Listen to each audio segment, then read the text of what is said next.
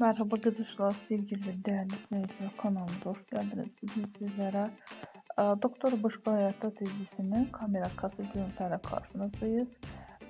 Dizinin ekip oyuncularının güzel versiyon fotolarını sizlere takdim ediyoruz. Her bir emeği için arkadaşlara teşekkür ediyoruz. Dizi çok reyting kazanmıştı birinci bölümünden. Daha çok yeni görüntülerin devamı gelmesini istiyorsanız kanalımıza abone olmayı unutmayın.